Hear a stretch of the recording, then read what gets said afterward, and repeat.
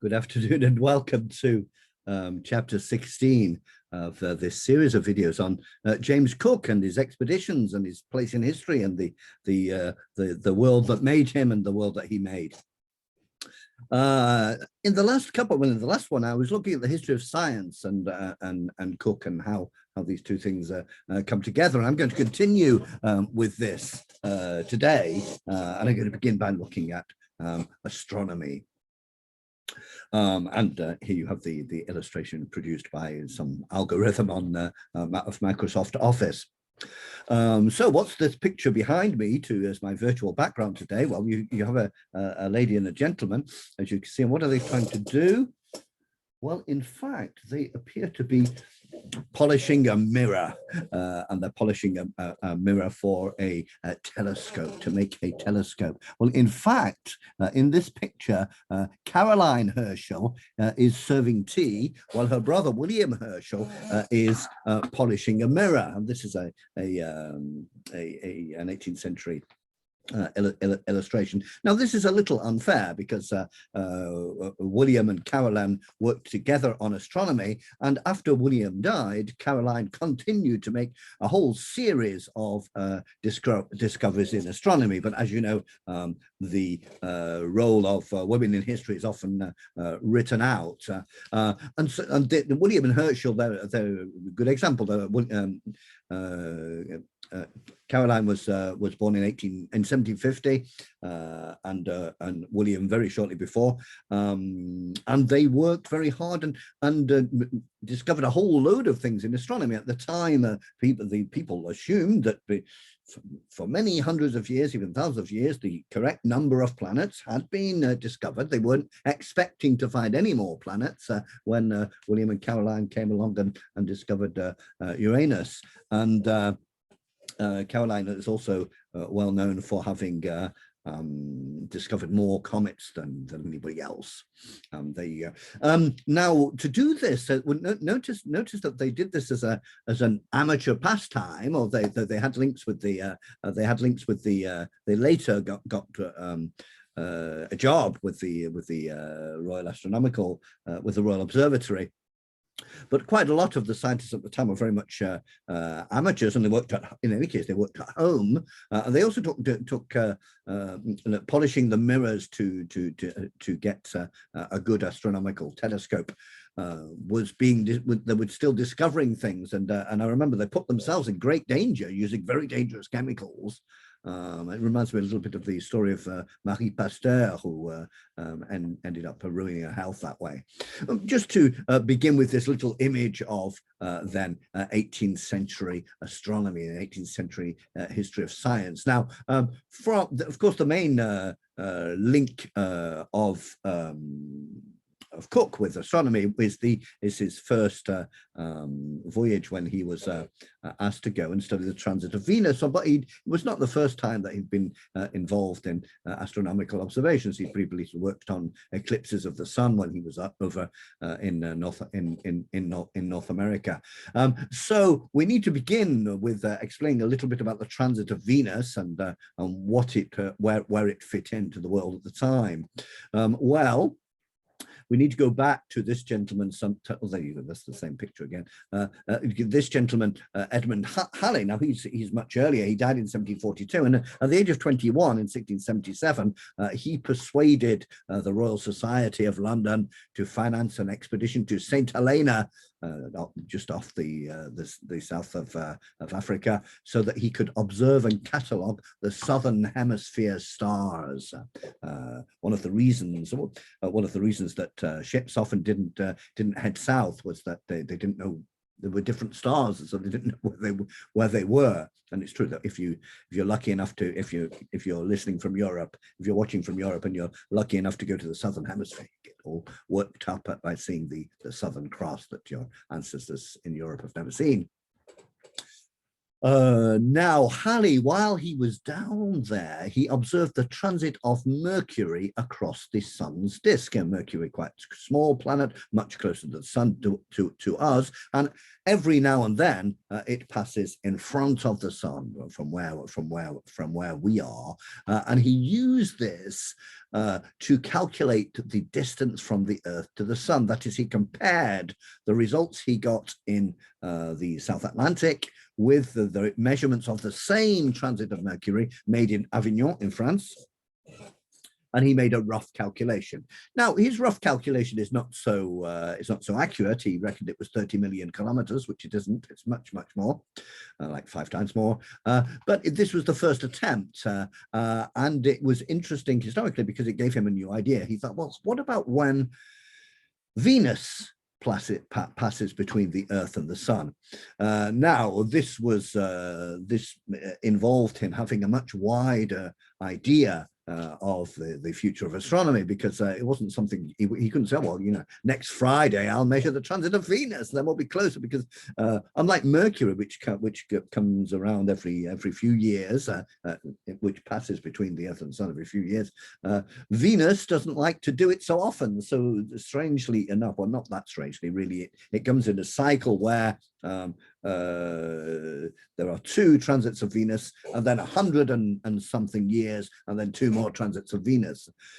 And so Halley was very excited about measuring the transit of Venus for the future of science. And so he published a series of papers in the very beginning of the 18th century saying, I'll probably be dead, but don't forget in 1761, send people all over the world to measure the transit of Venus. And that'll be really good for calculating the distance from the Earth to the Sun and for advancing science. So he first suggested it in 1716. In 1716, he was suggesting that, oh yes, we need to be in place in 1761. Well, he was not going to be around, which is shows you something of a true scientific spirit. That you're worried about the long-term future. There were large numbers of scientific advances in the 18th century, as I've already mentioned. I mean, I can't possibly go into even a small fraction of them. But for example, in 1728, for the first time, James Bradley calculated the speed of lights.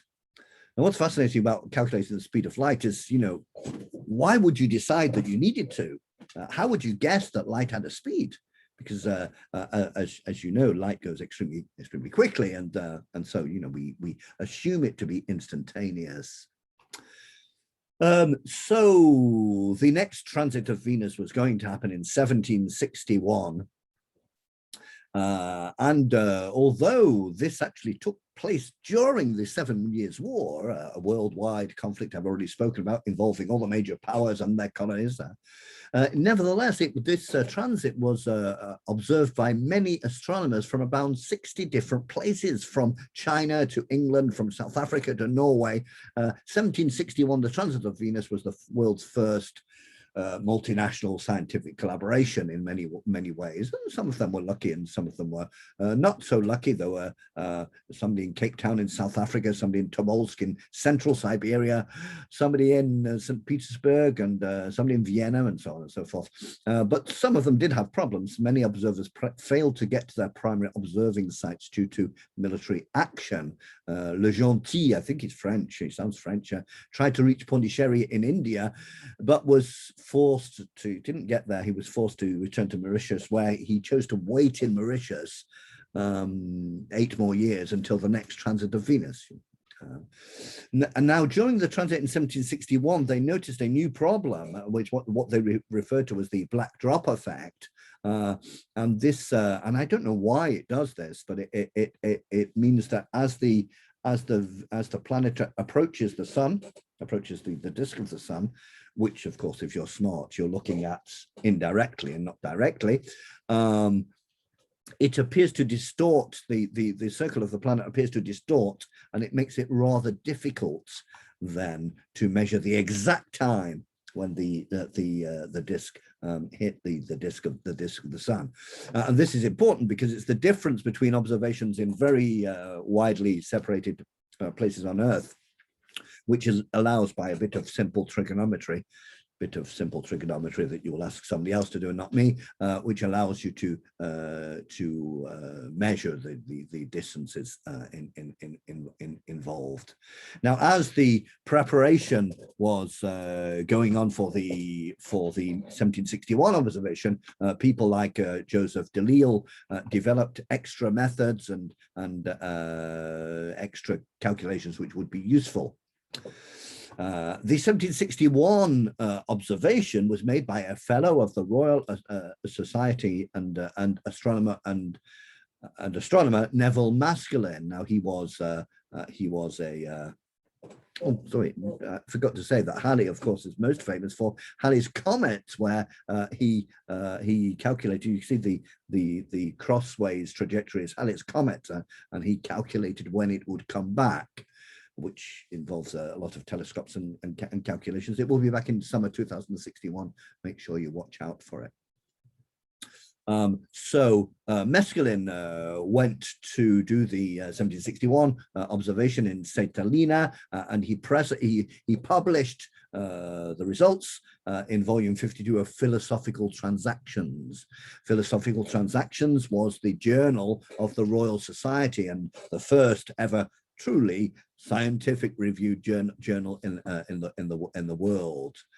Unfortunately, it was very cloudy when he observed, and so this was not so great. And he gave Maskelyne wrote in this this document that you have here, which I'm pretty sure was published in 1768, instructions as to how to better observe the following one. And indeed, in Paris, there was a whole series of people thinking about this, like Pingres, and he was talking about the importance of having observations from very far north in Lapland, above the Arctic Circle, and they wanted also a station very far south, and they had the idea of a Pacific station at a place where the Spanish had seen islands. They didn't know there were islands, but they said they'd seen them. And indeed, in 1596, so in 1596, this much earlier, the Marquesas had been discovered, and this was the plan, to use the Marquesas Islands. Until in 1768, Wallace, as you know, came back to England in 1768 and said, "Hey, I found Tahiti." He probably didn't call it that; he probably called it St. George's Island. This is only 2,000 kilometers from the ideal position. And so all the arrangements were made for the 1769 transit, and England took on the responsibility of occupying a station in the little-known South Pacific. Now, this was partly because the Royal Society, the English Royal Society, were very keen to put in a good contribution, because their contribution in 1761 had not been very good. So that's what they did, and here is the theory of it. You can see there, that's the disk of the sun, and at the top you can see the different stages of the transit of Venus in 1769, and at the bottom the different stages of the transit of Venus in 1761. So you can see the idea. So we're not really surprised that it comes back a few years apart, and then you have to wait a century, because, you know, it's the bottom and then the top and then somewhere else and all the way around until it gets back again. Now, it was Alexander Dalrymple who had planned to command this first expedition to the South Pacific, and certainly did not want to go as a mere passenger. He was a recognized geographer. He believed in the unknown southern continent, as many people did, and he was very good. He was very sharp on geography, map making, and even empire building, because he was responsible for projects to consolidate the British spice trade. The spice trade was it was big money, and it was dominated by the Dutch, which the British were not so happy with.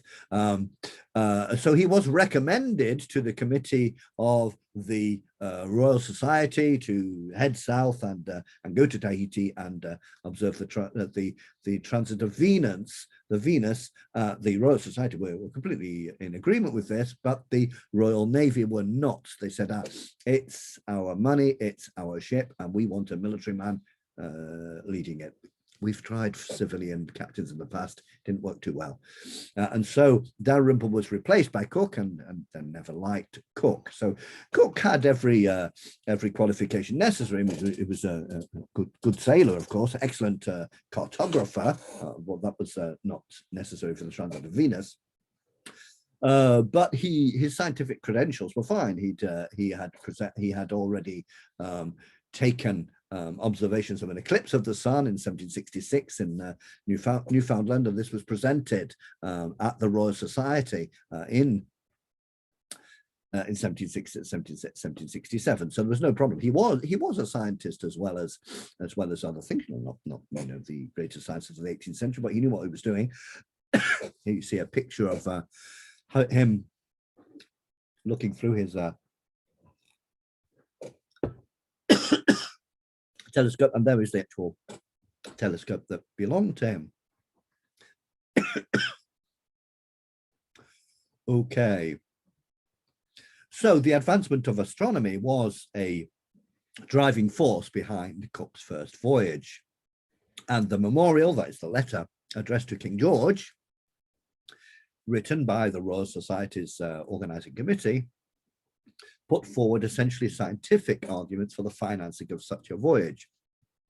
So you notice here that although the position of the king has changed massively since 200 years earlier, and I already mentioned he receives a salary from the Parliament. He's not going to do a Louis XVI. He's not going to say "L'État c'est moi." He wasn't there at all.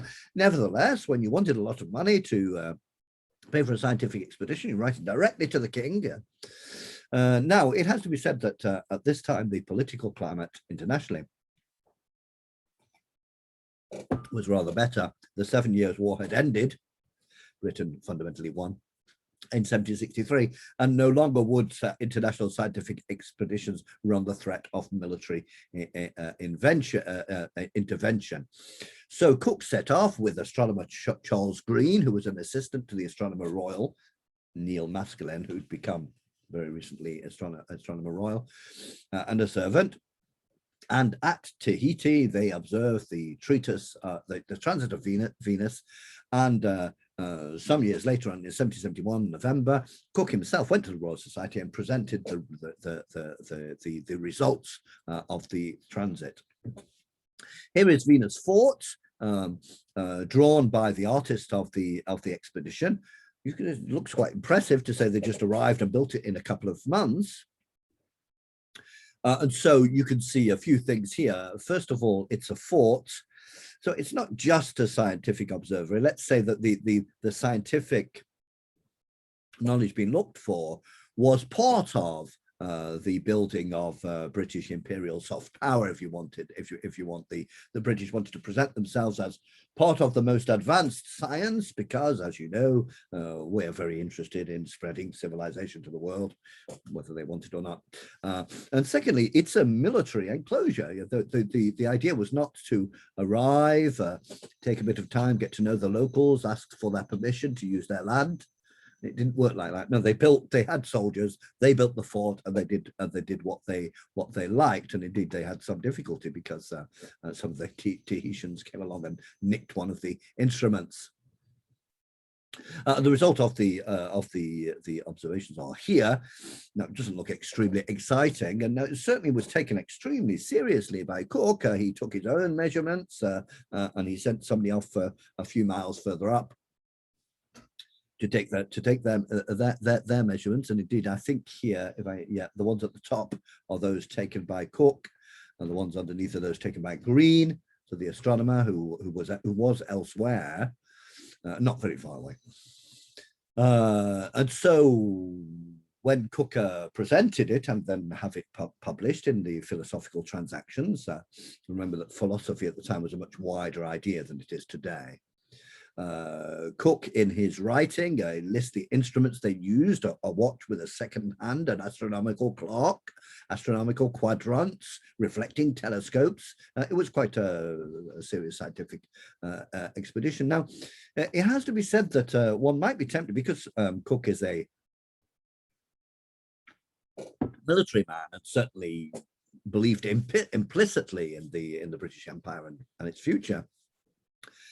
One might be tempted to think of him as somebody who did science because his military leaders told him to. This is not the case. He was really very interested in astronomy. Indeed, he was rather disappointed by the observations of the transit of Venus because of the black drop effect that I think you can see in the very top illustration, where the disk is not clear at the bottom.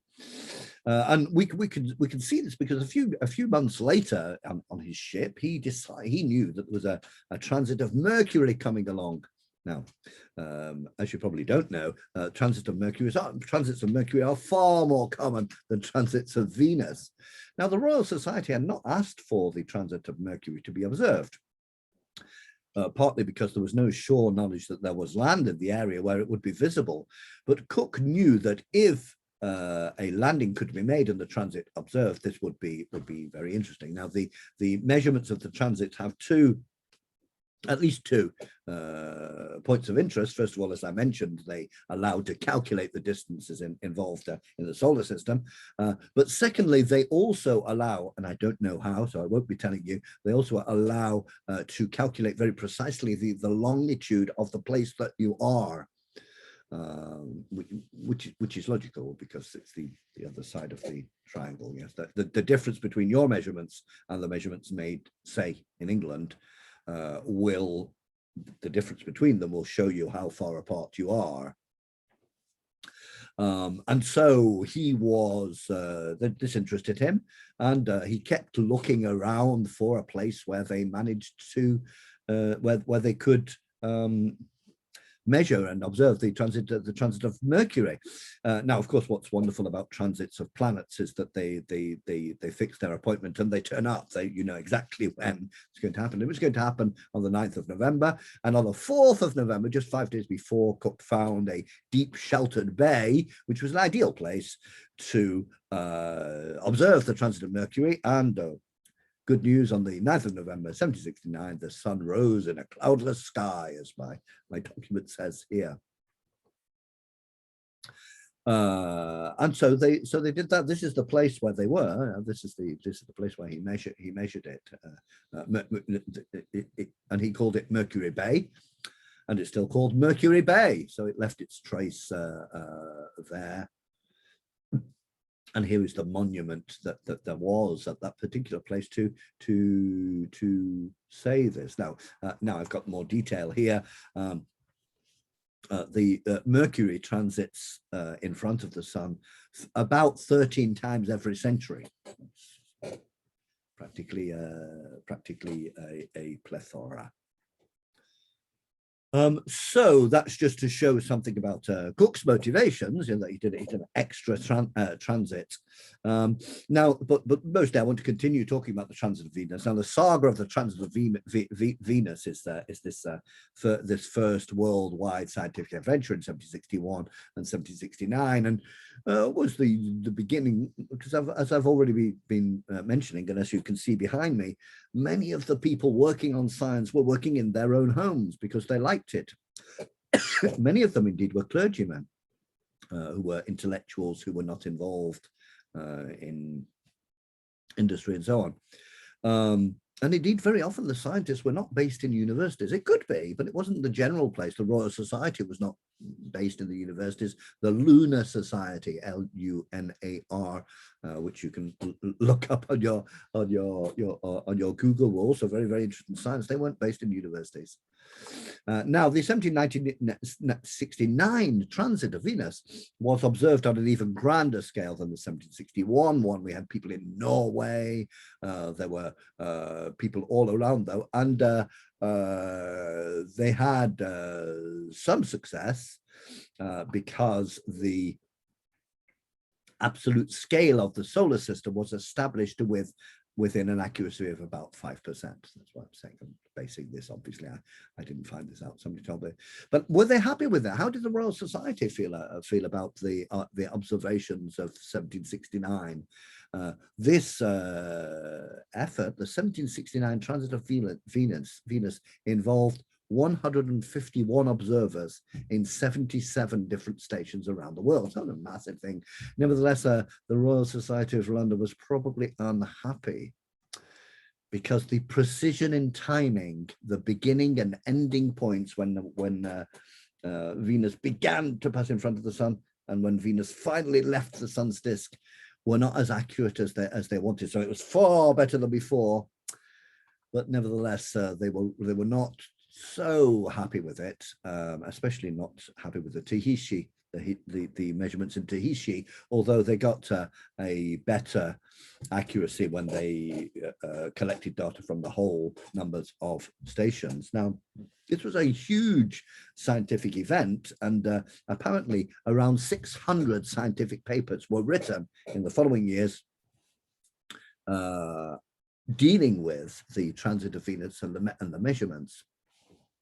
Some of the best analyses, I'm told, were produced here in France. Alexandre Pingler of the French Académie Royale des Sciences examined the observations from Norway and from Canada, and found some very mathematical things, which I won't go into it. The Royal Society, however, was not so pleased, as I mentioned, with the measurements from Tahiti. And at one point, you have an event in the Royal Society when Cook is giving his things, when some people in the society suggested that the astronomer Green, who was on Cook's ship and who later died before they got back to England, it is suggested that he hadn't done his job very well, and that's why they had better measurements. Cook, this is I have from the scholar who wrote this. Cook responded with a sharp rebuke that contained such strong language that it was struck from the official proceedings of the society. Yes, so basically Cook said, "Oh, fuck that! You're not attacking Green. He was fine. He did a good job," and he followed it up with some nicely sarcastic speeches to tell these people where to get off. And that's basically what I had to say about astronomy and the Cook expeditions, and in particular the first expeditions. And the main takeaway points are, first of all, the massive importance of science in the Enlightenment. Secondly, the unheard of international cooperation in measuring the transit of Venus in all these hundreds of, and all these dozens of different places. Thirdly, Captain Cook's genuine right to be considered as a scientist and not just as a military man. In the next video, I will move on to the question of longitude. The idea of this series of videos is to look at a series of scientific topics from a point of view of history of science, but really just a few, because there's no, I don't have time to go into indeed the skill to go into a general history of 18th century science. Thank you very much for listening, and see you next time.